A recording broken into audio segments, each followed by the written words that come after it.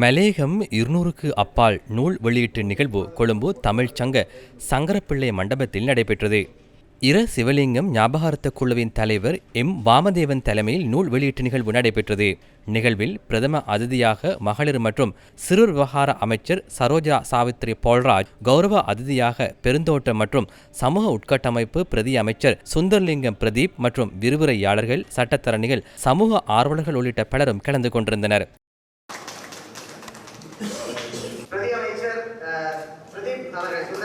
நூல் வெளியீட்டு நிகழ்வில் மலேக மக்கள் எதிர்கொள்ளும் அரசியல், பொருளாதார, சமூக விடயங்கள், மனித உரிமை மீறல்கள் உள்ளிட்ட பல்வேறு விடயங்கள் தொடர்பில் புத்திஜீவிகள் உரை நிகழ்த்தினர்.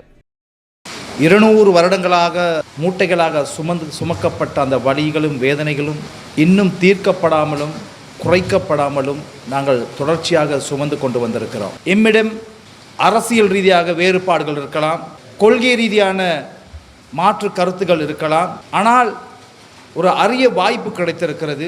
இன்று இந்த அரசாங்கம் மக்கள் சார்ந்த அரசாங்கமாகவும் மக்களின் பிரச்சனைகளை தீர்ப்பதற்கு ஆணையை பெற்று இந்த அரசாங்கம் ஆட்சிக்கு வந்திருக்கிறது. எனவே நாங்களும் நீங்களும் எதிரெதிரே இருந்து எமது மக்களுடைய பிரச்சனைகளை தீர்த்து கொள்ள முடியாது.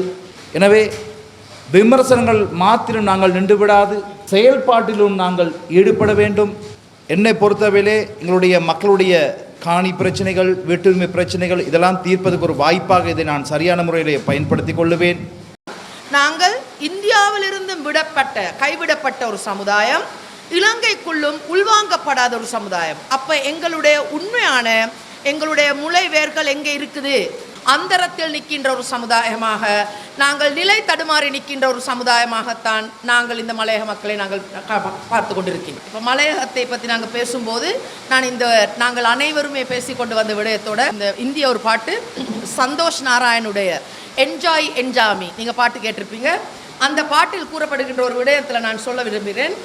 அன்னக்கிளி அன்னக்கிளி ஆடி ஆலமரக்கிள வண்ணக்கிளி, நல்லபடி வாழச் சொல்லி இந்த மண்ணை தடுத்தானே பூர்வக்குடி.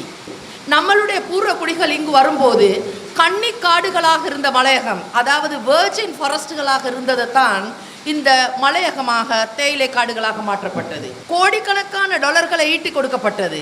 அதற்காக எங்களுடைய எலும்புகளை புதைக்கப்பட்டது, எங்களுடைய மூதாதையர்களுடைய எலும்புகளை புதைக்கப்பட்டது.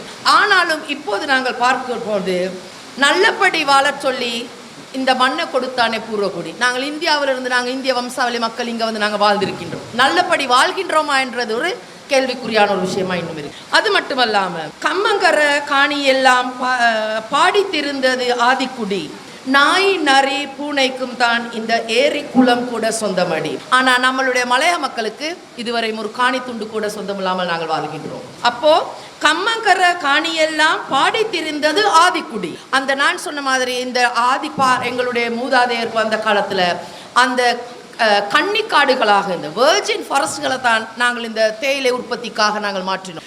அந்த 200 வருஷங்களாக இந்த நாட்டுக்கு அந்நிய ஸ்லாவணியை ஈட்டி கொடுத்த மக்கள் அந்த நாய் பூனைக்குள்ள உரிமை கூட இல்லாமல் வாழ்கின்ற சமுதாயம் என்றதை நாங்கள் விலகிக் கொண்டிருக்கின்றோம். ஆகவே தான் எங்களுடைய போராட்டம் கட்டாயம் மலைய மக்களுடைய காணி உரிமை, வீட்டுரிமையை உறுதிப்படுத்த வேண்டும் என்றதை நாங்கள் எங்களுடைய அரசாங்கத்தோடு சேர்ந்து நாங்கள் முன்னெடுக்கின்ற ஒரு வேலை திட்டமாக நாங்கள் கூறுகின்றோம்.